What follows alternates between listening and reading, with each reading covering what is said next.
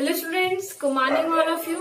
तो हम लोग जो अपना 12th का ऑक्सीजन कंटेनिंग फंक्शनल ग्रुप जितने भी हैं, जिन फंक्शनल ग्रुप्स में ऑक्सीजन होता है उनके बारे में पढ़ रहे थे। उसका हम लोगों ने एक टॉपिक कंप्लीट कर लिया था लास्ट क्लास के अंदर, दैट इज अल्कोहल। अल्कोहल हमारा कंप्लीट हो गया और मैंने आपको कल नोट्स भेजे थे। उसके अंदर आप लोगों ने देखा भी होगा कि मैंने आपको उसके अंदर कुछ एक्स्ट्रा पेजेस भेजे हैं। मैथिल अल्कोहल, एथिल अल्कोहल, श्रेय का उत्पादन किस प्रकार से, ये ठीक है। उसके आगे का पढ़ा रखा, पीछे का, बीच में ये दो जो चीजें हैं वो मैंने आपको वैसे नहीं बताई हैं, लेकिन मैंने आपको बताया उनके सिर्फ आपको थ्योरी एक बार रीड आउट करनी है और आपको सिर्फ उनके यूजेस देखना है। और उसके अंदर कुछ ज्यादा इंपॉर्टेंट नहीं है, ना कभी एग्जाम में पूछा गया। बस उनके यूजेस और ये श्रेय का उत्पादन ये आप लोग देख लेना, ठीक है। उसके बाद पावन अल्कोहल, परिशोधित, परिशुद्ध, ये हम लोगों ने पढ़ ही लिया था, ठीक है। तो अपना जो एक टॉपिक होता है इस चैप्टर का, दैट इज कंप्लीट, अल्कोहल वाला कंप्लीट। हमने क्या बोला था कि इस चैप्टर में हम 3 चीजें पढ़ेंगे, अल्कोहल, फिनोल और ईथर। अल्कोहल वाला टॉपिक कंप्लीट हो गया। अब हम लोग आज अपना टॉपिक स्टार्ट करते हैं फिनोल को। फिनोल किसे कहते हैं? तो देखिए, आप लोगों ने नॉर्मली इसका नाम सुना होगा। जब बेंजीन रिंग पर आपका OH समूह जुड़ जाता है, बेंजीन रिंग पर जब OH समूह आके जुड़ जाता है तो उसे क्या प्राप्त, मतलब उसे क्या कहते हैं हम लोग?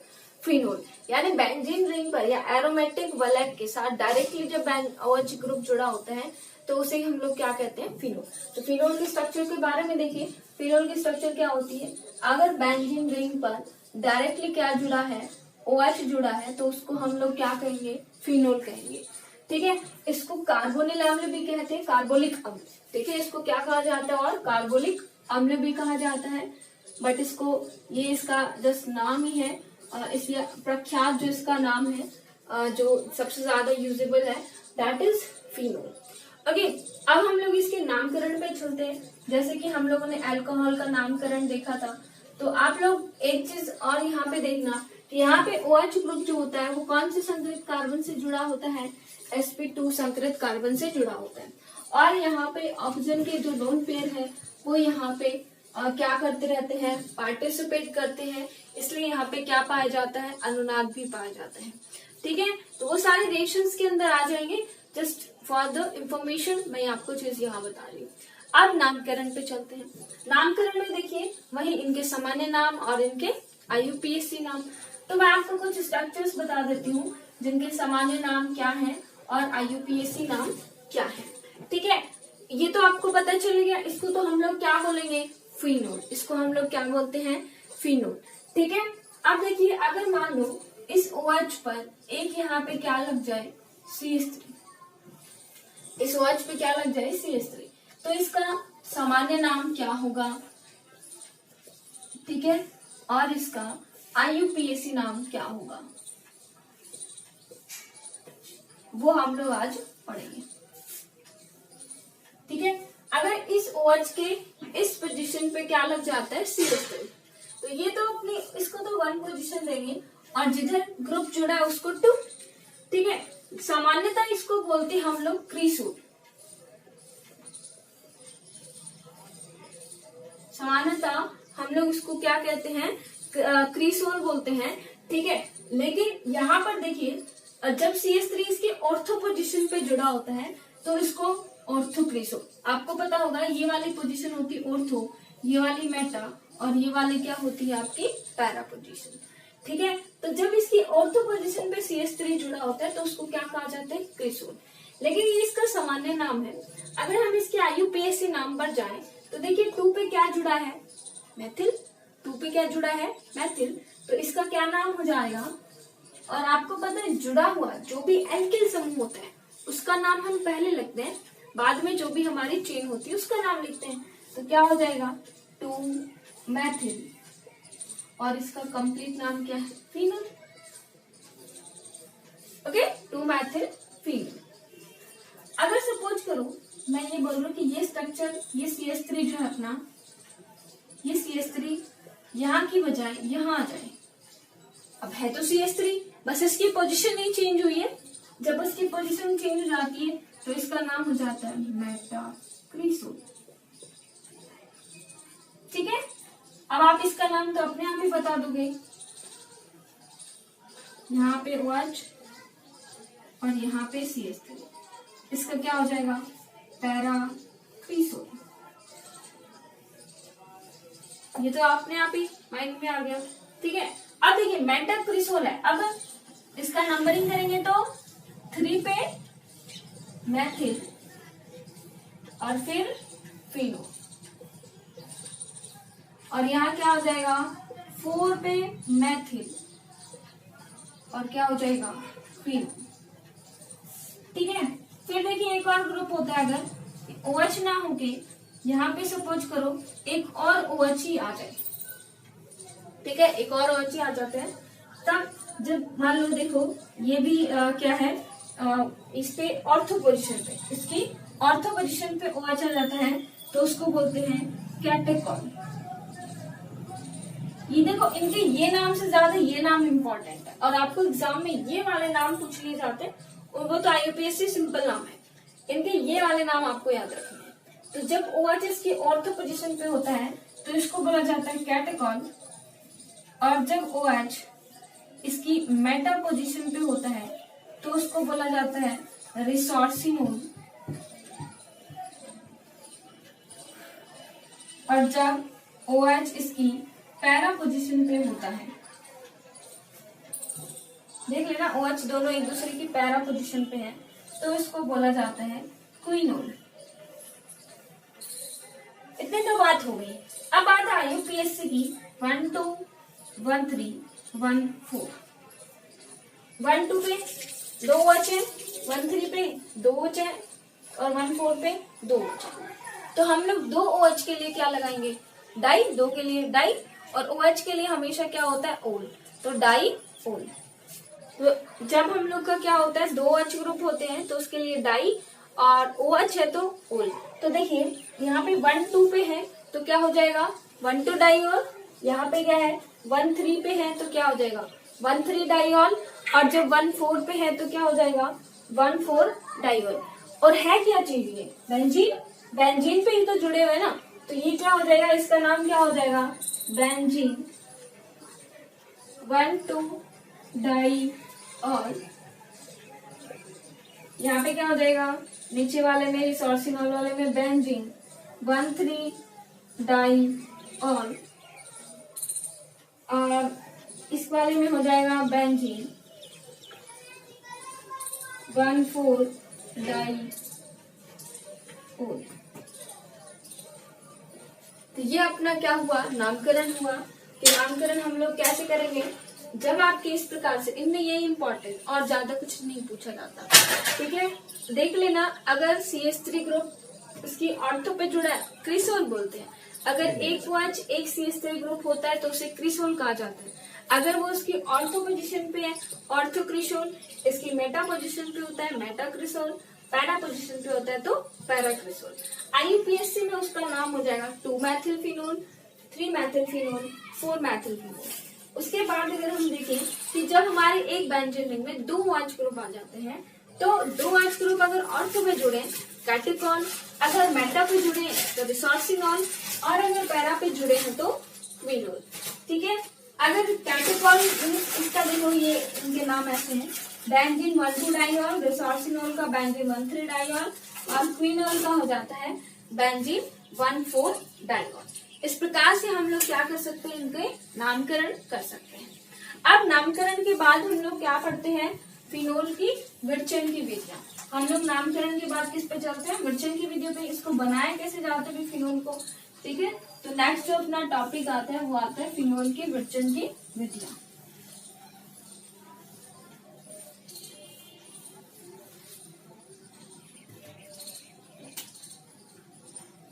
तो नेक्स्ट अपना आता है विरचन की विधियां।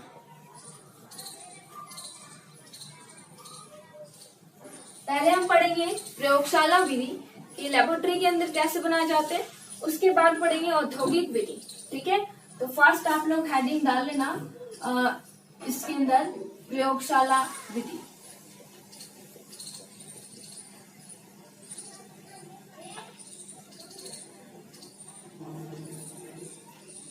ठीक है, प्रयोगशाला विधि में हम लोग क्या करते हैं, प्रयोगशाला विधि में हम लोग फर्स्ट करते हैं बेंजीन डाइएजोनियम लवण से।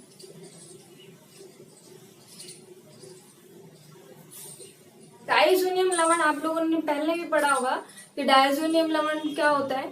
डाइएजोनियम लवण क्या होता है, बेंजीन रिंग पर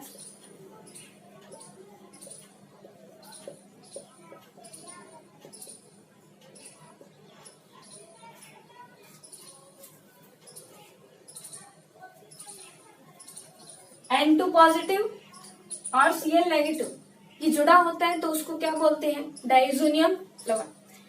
तो बेंजीन डाइएजोनियम लवण को जब आप क्या कराते हो, हीट कराते हो जल की उपस्थिति के अंदर, तो क्या हो जाता है, उबालते हो तो क्या हो जाता है, फिनोल प्राप्त होता है। कैसे, इसकी रिएक्शन कराओ भाई, किसके साथ, H2 के साथ, और फिर इसको उबाल दो, मतलब गर्म करो तो क्या होता है। देखिए आपको पता है ये तो N2 gas N triple bond N की फॉर्म में होती है यहाँ पे, है ना। इसका अगर आप लोगों ने स्ट्रक्चर देखा होगा तो ये इसमें N double bond N,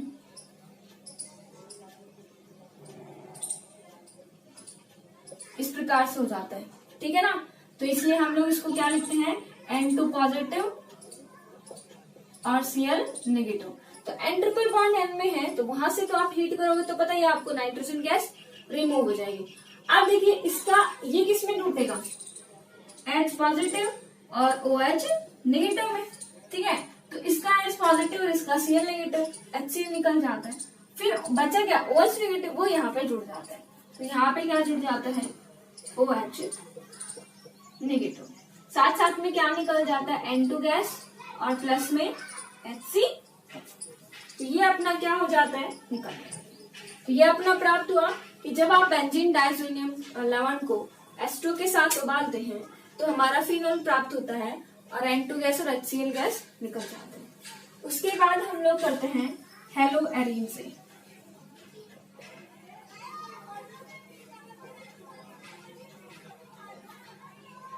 haloarene का मतलब क्या है, देखिए कि आपका जो एरीन ग्रुप है ये इसके साथ कोई हेलोजन जुड़ा हो, ठीक है। सपोज करो हमने यहाँ पे Cl जोड़ दिया, ठीक है, हमने कि इस हेलोएरीन से हम लोग OH कैसे बनाएंगे। तो देखिए क्या होता है, हेलोएरीन को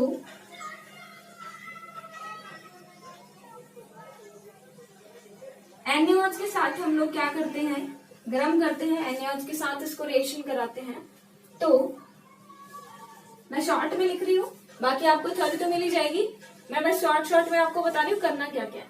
हेलोएरीन को जब आप NaOH के साथ जब रिएक्शन कराते हो तो वहां पे हमें प्राप्त होता है सोडियम फिनॉक्साइड। क्या प्राप्त होता है, सोडियम फिनॉक्साइड। इस सोडियम फिनॉक्साइड को फिर आप क्या करते हो, अम्लीकृत करते हो, अम्ल के साथ रिएक्शन, जैसे सपोज करो आप HCl के साथ रिएक्शन करा देते हो तो ये किस में बदल जाता है, फिनोल में बदल जाता है। किसमें बदल जाता है, फिनोल में बदल जाता है। अब मेरी बात सुनना ध्यान से, अब आप लोग को समझ आ गया NaOH के साथ रिएक्शन करानी है पहले, तो उसके बाद कुछ प्राप्त होगा, उसके फिर अम्ल के साथ करानी है, फिर फिनोल प्राप्त होगा। अब मैंने यहाँ पे एक नाम लिखा है सोडियम फिनॉक्साइड। तो ये फिनॉक्साइड चीज क्या है, सोडियम तो समझ आ गया, फिनॉक्साइड चीज क्या है। तो देखिए जब आप फिनोल में से, ये अपना क्या है, फिनोल है, इस फिनोल में से जब आप ये इसका जो H पॉजिटिव है वो निकल जाता है, ये वाला H पॉजिटिव निकल जाता है, तो ये किस रूप में रहेगा, OP नेगेटिव। भाई जब आप क्या करते हो, OH का H निकाल दोगे तो OP नेगेटिव ही रहेगा ना। तो ये वाला जो अपना स्पीसीज बनता है इसको हम लोग बोलते हैं फिनॉक्साइड। इसको हम लोग क्या कहते हैं, फिनॉक्साइड कहते हैं। इज दैट क्लियर, समझ आया, ओके। तो हम लोग क्या करा, हम लोगों ने हेलोएरीन को पहले NaOH के साथ रिएक्शन कराई, सोडियम फिनॉक्साइड बना, उसके अम्ल के साथ बनाई फिनोल बना। अब देखिए हम लोग आते हैं, ये हमारा क्या है, हेलोएरीन है, कोई भी हम लोगों ने क्लोरोबेंजीन ले लिया। उसके बाद हम लोगों ने इसकी कराई NaOH के साथ, तो क्या होगा, यहाँ से इसका H और इसका Cl, HCl निकल जाएगा और यहाँ पे देखिए क्या जुड़ जाएगा, ONA, तो OP नेगेटिव और Na पे पॉजिटिव। तो ये आपका जो प्राप्त होता है दैट इज सोडियम फिनॉक्साइड। ये जो स्पीसीज है, इस स्पीसीज का ही नाम है क्या, सोडियम फिनॉक्साइड। ठीक है, ये फिनॉल से प्राप्त हुआ है इसलिए फिनॉक्साइड होता है। ठीक है, अब हम लोग इसकी फिर से किसके साथ रिएक्शन कराते हैं, HCl के साथ। तो देखिए यहां से HCl के साथ कराओगे तो क्या निकलेगा, साफ साफ दिख रहा होगा, इसका Na और इसका Cl और इसका H इधर लग जाएगा तो क्या बन जाएगा, ये हो गया OH और NaCl यहां से निकल गया। तो फिर से हमारा क्या हुआ, ये प्राप्त हुआ कि हेलोएरिन से आप लोगों ने क्या करा, जब NaOH की रिएक्शन कराई सोडियम फिनॉक्साइड प्राप्त हुआ, उसके आप अम्ल के साथ रिएक्शन कराते हो तो फिनॉल प्राप्त होता है। ये हेलोएरिन है, इसके NaOH के साथ रिएक्शन कराई ONA को जब हमने HCl के साथ रिएक्शन कराया तो NaCl निकल गया और हमें क्या प्राप्त हुआ, OH। इतना चीज वो हमारा समझ आ गया और हमारा क्लियर भी हुआ। अब देखिए नेक्स्ट पे चलते हैं। नेक्स्ट अपना आता है कि हम लोग और कैसे इनको बना सकते हैं। दोनों समझ आ गई, दोनों रिएक्शन। ये हम लोग प्रयोगशाला विधियां ही पढ़ रहे हैं, ठीक है, जिसमें हम लोगों ने दो पढ़ ली। फर्स्ट अपनी बेंजीन डायजोनियम लवण से और दूसरा हम लोगों ने पढ़ा हेलोएरिन से। उसके बाद में तीसरी हम लोग पढ़ते हैं बेंजीन सल्फोनिक अम्ल से।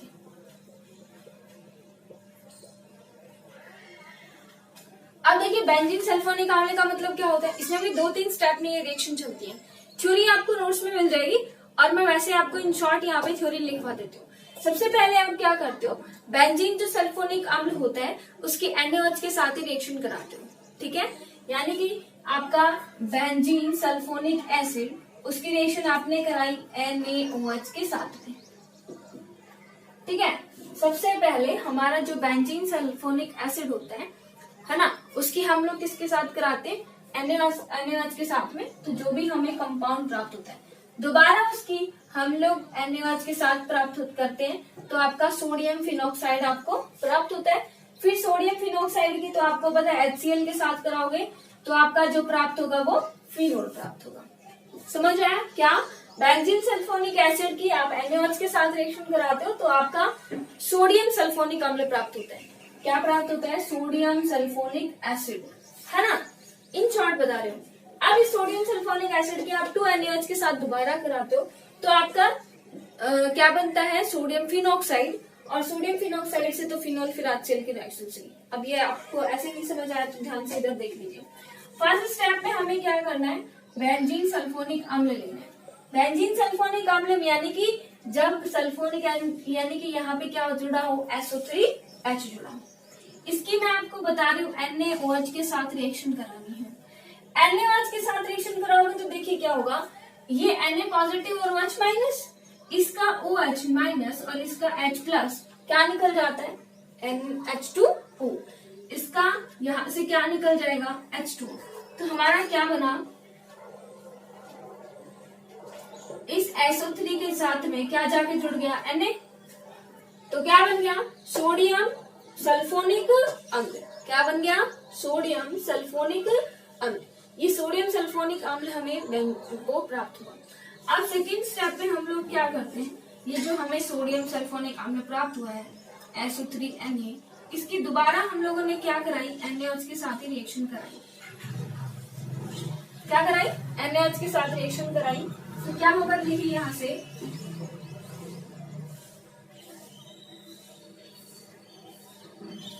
देखिए इसका एक Na, ध्यान से सुनना, एक Na और ये पूरा क्या निकल जाएगा, Na2SO3।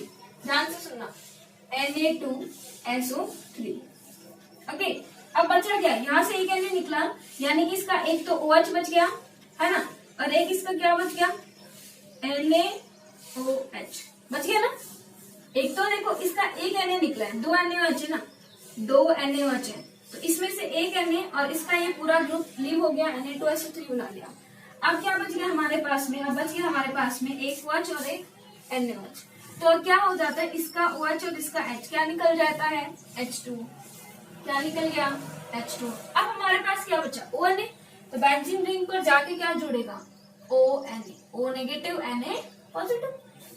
समझ आ गया ना, क्या हुआ, 2 NaOH था, एक Na2SO3 निकल गया, एक आपका H2 निकल गया और ONA यहाँ पे जाके जुड़ गया। थर्ड स्टेप में आपको क्या करना है, ये जो आपका फिनोक्साइड हमें प्राप्त हुआ है O पे Na पॉजिटिव होगा, इसकी फिर आपको पता है किससे करानी है, HCl के साथ रिएक्शन कराओगे तो सिंपल है, फिर आपका क्या प्राप्त होगा आ जाएगा OH प्लस में Na। तो ये आप बेंजीन सल्फोनिक अम्ल से क्या प्राप्त कर सकते हो, फिनोल। क्या कराना है, बेंजीन सल्फोनिक अम्ल को सबसे पहले NaOH के साथ रिएक्शन कराना है, तो सोडियम सल्फोनिक एसिड हमें प्राप्त होगा। इस सोडियम सल्फोनिक एसिड की फिर से हम लोग NaOH के साथ रिएक्शन कराते हैं तो हमें सोडियम फिनॉक्साइड प्राप्त होता है। उस सोडियम फिनॉक्साइड का हम लोग अम्लीकरण या अम्ल की उपस्थिति में रिएक्शन करा देते हैं तो फिनोल हमें प्राप्त होता है। तो ये अपना क्या हुआ, बेंजीन सल्फोनिक अम्ल से। नेक्स्ट हम लोग जो अपनी रिएक्शन करते हैं, नेक्स्ट रिएक्शन अपनी होगी सैलिसिलिक अम्ल से। देखो सैलिसिलिक अम्ल पता है कि आपको क्या होता है, सैलिसिलिक अम्ल क्या होता है, फिनोल की जब ऑर्थो पोजीशन पे COOH जुड़ा होता है, फिनोल की जब ऑर्थो पोजीशन जो होती है उस पे अगर COH जुड़ा होता है तो उसको हम लोग क्या बोलते हैं, सैलिसिलिक अम्ल। यानी कि फिनोल की OH पोजीशन पे ऑर्थो पोजीशन पे अगर OH जुड़ा हो तो थर्ड हमारा क्या हो जाएगा,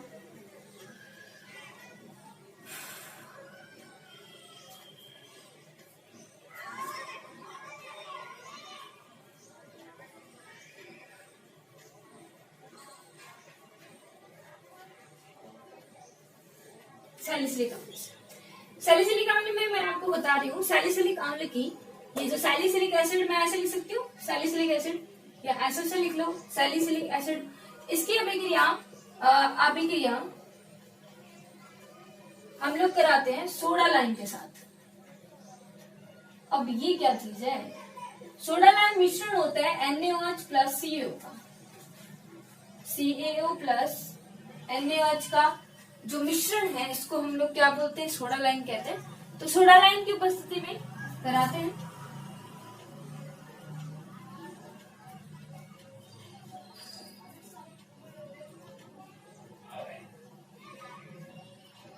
अब देखिए जब आप इसकी फिर से सोडा लाइम के साथ कराते हो, वही NaOHCO है, तो यहाँ पर भी क्या होता है, सोडियम फिनोक्साइड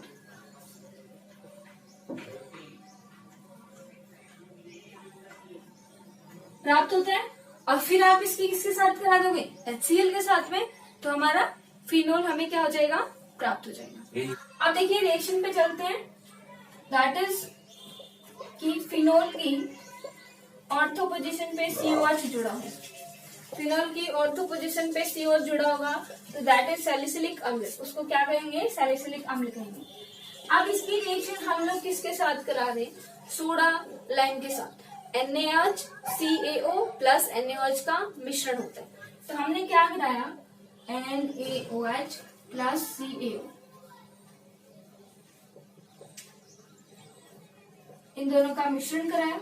ये आपका सोडा लाइम है, ये आपको बता ही दिया। अब देखिए क्या होता है, इधर से इसका CaO और ये यहां से देखिए Ca और CO3 ये निकल जाता है। फिर देखिए इसका H और इधर क्या निकलेगा,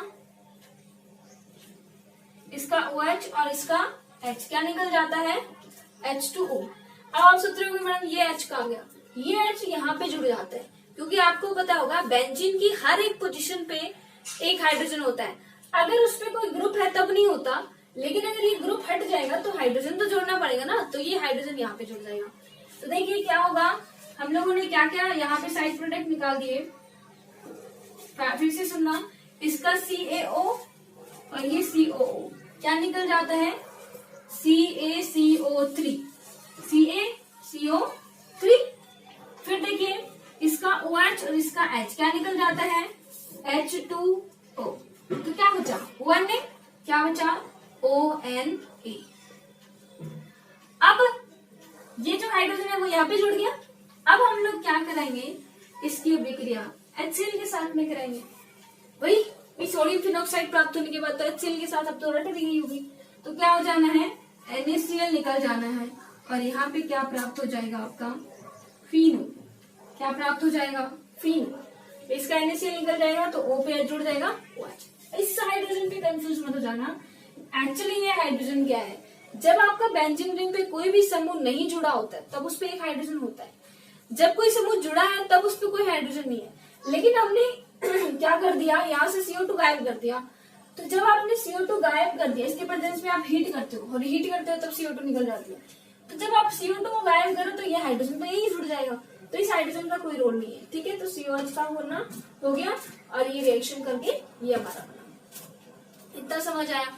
ये अपनी क्या हो गई, प्रयोगशाला विधि कंप्लीट हुई। अब हम लोग इसके बाद पढ़ेंगे कि जो प्रयोगशाला विधि के बाद अब लोग आपका आता है कि औद्योगिक विधि। उद्योगों से किस प्रकार से फिनोल को हम लोग क्या प्राप्त कर सकते हैं। तो देखिए औद्योगिक विधि इसकी फर्स्ट है क्यूमीन से। वो बहुत ही इंपॉर्टेंट मेथड है और बहुत ही बार एग्जाम में पूछा भी गया है, तो इसको इम्पोर्टेंट वाले आप लोग क्या कर लेना, याद कर लेना, इम्पोर्टेंट मेथड है। ठीक है, तो प्रयोगशाला विधि के बाद अपनी क्या हो गई सेकंड वाली औद्योगिक विधि।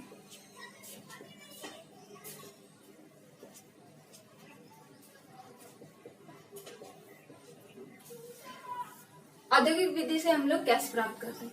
फर्स्ट हम लोग देखते हैं औद्योगिक विधि में क्यूमीन से।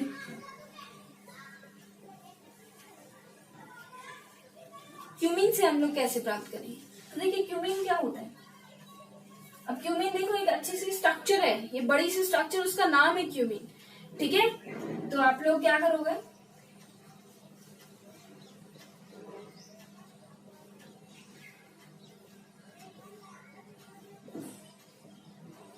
इस स्ट्रक्चर को बोला जाता है क्यूमीन। जब बेंजीन रिंग पे ऐसे दो CH3 जुड़ा, एक तो हाइड्रोजन ही है उसको नहीं लेना। अब क्यूमीन की सबसे पहले हम लोग इसके लाइट की उपस्थिति में वायु के साथ कराते हैं, यानी कि एक्चुअली लाइट की उपस्थिति में हम इसकी O2 के साथ रिएक्शन कराते हैं in presence of HNO light. अब आपको एक बात बता दूं, आपको पता होगा ऑक्सीजन हमेशा डबल बॉन्ड से जुड़ा होता है, O डबल बॉन्ड O होता है, और HNO लाइट की उपस्थिति में हमेशा कौन सी विक्रिया संपन्न होती है, मुक्त मूलक अभिक्रिया, मुक्त मूलक बनते हैं वहां पे। तो क्या होगा, यहाँ पे देखिए O और O है, दोनों तरफ इलेक्ट्रोनेगेटिविटी सेम है। अगर दोनों तरफ विद्युत ऋणता सेम होगी तो बताओ बॉन्ड कैसे टूटेगा, बराबर बराबर ना। तो एक जो इस बॉन्ड का इलेक्ट्रॉन आप इस तरफ जाएगा, एक इलेक्ट्रॉन इस तरफ जाएगा, समझ आ रहा। और कार्बन हाइड्रोजन की विद्युत ऋणता भी लगभग बराबर होती है, तो इनकी उपस्थिति में ये भी ऐसे ही टूटते हैं, एक इलेक्ट्रॉन इधर एक इलेक्ट्रॉन इधर, समझ आ रहा है।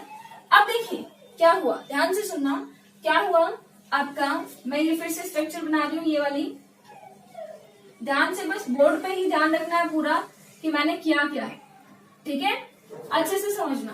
अब मैंने क्या किया, इस कार्बन को यहाँ पे बॉन्ड आ गया रेडिकल, और ये हाइड्रोजन क्या हो गया यहाँ पे रेडिकल के रूप में, और यहाँ पे क्या हुआ, ये कैसे बना, O पे रेडिकल और O पे रेडिकल। तो क्या होता है, ये OO रेडिकल यहाँ पे जाके फिक्स हो जाता है, ये OO रेडिकल यहाँ पे जाके इस प्रकार से फिक्स हो जाता है।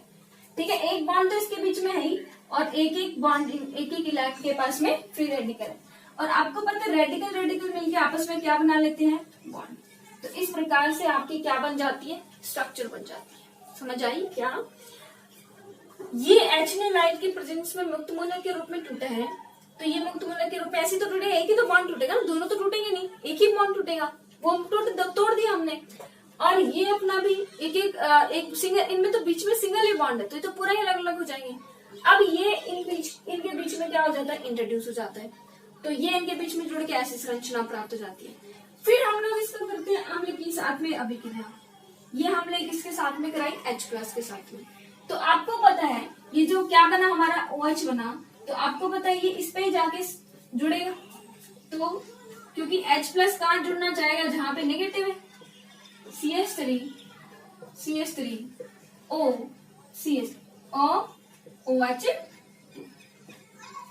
अब जब इस पे OH एक और हाइड्रोजन आ गया तो ये पॉजिटिव फॉर्म में हो गया। अब ये यहाँ से निकलना चाहेगा, ये यहाँ से क्या करेगा, ये दोनों बॉन्ड निकल लेके और अपना निकल जाएगा। ठीक है।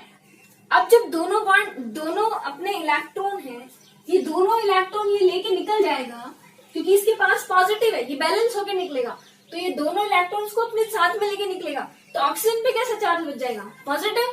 तो यहाँ से क्या हो जाता है, H2O निकल जाता है। H2O जैसे ही निकलेगा,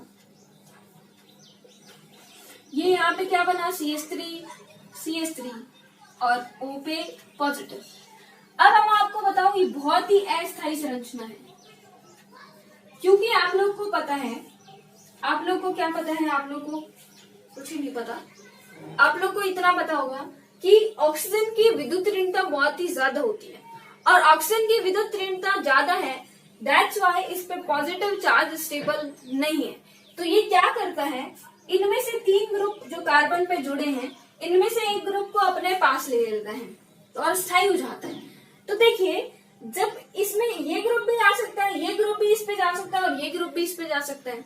तो जब आपके 2 इस प्रकार से ग्रुप हो, एल्किल और फेनिल, तो इसमें से फेनिल ग्रुप का माइग्रेशन ज्यादा जल्दी होता है, तो आपका फेनिल ग्रुप जो होता है, ये जो बेंजीन रिंग है, ये माइग्रेट हो जाता है स्थायी बनाने के लिए, और ये बॉन्ड यहाँ से ब्रेक होके कहाँ पे जुड़ जाता है, इस पे।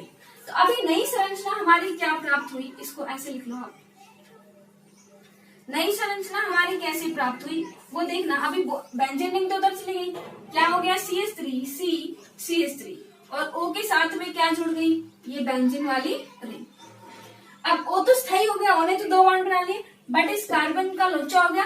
कार्बन के तो बॉन्ड 4 थे पहले, 1 2 3 4, अब 3 हो गए, तो कार्बन पे पॉजिटिव। अब आपको पता है ये तो बहुत ही स्टेबल है, 3 डिग्री कार्बोकेटाइन है, तो ये अस्थायी संरचना से किसमें बदल जाते हैं, फिर स्थायी संरचना में।